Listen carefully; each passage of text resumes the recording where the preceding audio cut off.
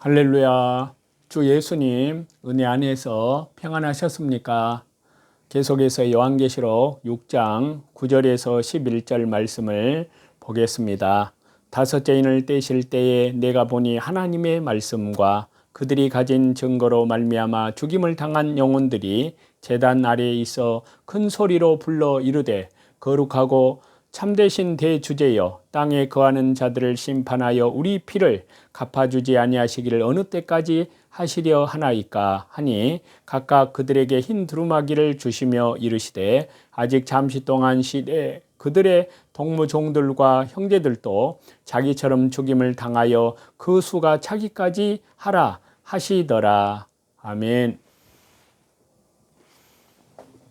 본문의 말씀을 보면은요, 하나님의 심판의 지체야말로 가장 무서운 심판의 예고라는 것을 말씀하고 있습니다.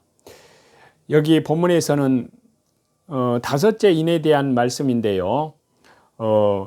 이 다섯째 인은 다른 6개 인과 그 성격이 전혀 다르기 때문에 자칫하면 그 배후에 놓인 중요한 교훈을 놓칠 우려가 있기 때문인데요. 따라서 우리는 다시 한번 영적 통찰력을 가지고 본문의 말씀들을 살펴볼 필요가 있는데요. 먼저 10절을 보시면 땅에서 순교한 사람들은 자기들을 핍박했던 자들에 대한 심판을 탄원하고 있는데요. 그런데 이러한 탄원에 대해서 11절을 보시면 하나님께서는 순교자들의 수가 차기까지 잠시 기다리라고 말씀하셨습니다. 이것만 보면 다섯째 인은 심판과는 아무런 관련이 없어 어찌 보면 우리가 흔히 말하는 7인의 재앙이라는 표현이 잘못된 것처럼 보이기도 합니다. 그렇지만요, 저와 여러분, 다시 오늘 본문을 자세히 살피면 11절의 하나님의 대답은 결코 무죄한 피를 흘린 자들을 심판하지 않겠다는 말씀이 아닙니다. 아니, 오히려 이 속에는 그들에게 더 큰 심판을 하시겠다는 의미가 내포되어 있는데요.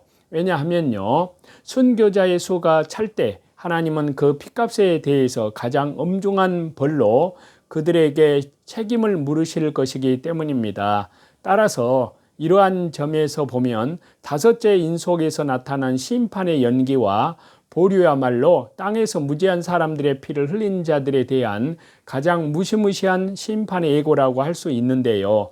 그런데 오늘 이 땅의 사람들은 무서운 죄를 저질러 놓고도 하나님의 심판이 없는 줄로 알고 그 죄를 감출 수만 있다면 만사가 그만이라는 식으로 생각하곤 합니다.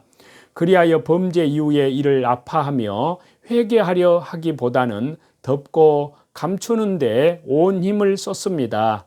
그렇지만요, 저와 여러분, 하나님은 지금도 성령님의 눈을 통해서 온 땅을 감찰하시는 분으로 아무리 인간이 어떠한 것을 감춘다 해도 모두 알고 계시는 분이십니다. 또한 공의로우신 하나님은 죄 있는 자를 결코 그냥 지나치지 아니하시고 반드시 그 행위대로 갚으시는 분이십니다. 다만 하나님께서 악인들의 죄에 대해서 즉각적인 심판을 하지 않으시는 것은요, 누차 말씀을 드린 대로 회개를 통한 주 예수 그리스도의 십자가의 보혈 영원한 속죄함 안에서 철저한 하나님께 대한 회개와 우리 주 예수 그리스도께 대한 믿음으로 통한 구원의 기회를 주고자 함일 뿐입니다. 따라서 하나님의 정하신 때가 차 만물이 모두 벌거벗은 것처럼 드러날 때 그동안 자기의 죄를 회개치 않고 감추며 오히려 하나님의 심판을 비웃던 자들은 가장 무섭고 두려운 심판을 받게 될 것입니다. 그렇기 때문에요, 저와 여러분, 우리는 이 땅을 살아가며 무엇인가 허물과 실수가 있을 때 하나님의 심판이 즉각적으로 임하지 않는다고 해서 어리석은 세상 사람처럼 이를 감추고 덮으려 할 것이 아니라 살아계신 하나님을 기억하며 먼저 하나님께 나아가 주 예수 그리스도의 십자가의 보혈 영원한 속량함 안에서 철저히 회개하고 용서를 구해야 할 것입니다.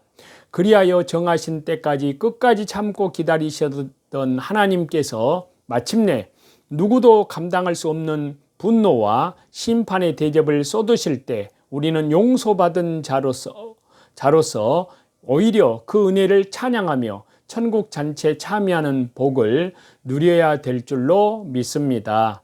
그래서 구약성경 전도서 8장 11절에 보시면요, 악한 일의 징벌이 속히 실행되지 않으므로 인생들이 악을 행하기에 마음이 담대하도다, 그렇게 말씀을 했고요. 또 신약성경 로마서 2장 5절에는 다만 네 고집과 해개치 아니한 마음을 따라 진노의 날 곧 하나님의 의로우신 판단이 나타나는 그날에 임할 진노를 네게 쌓는도다 라고 말씀하셨습니다.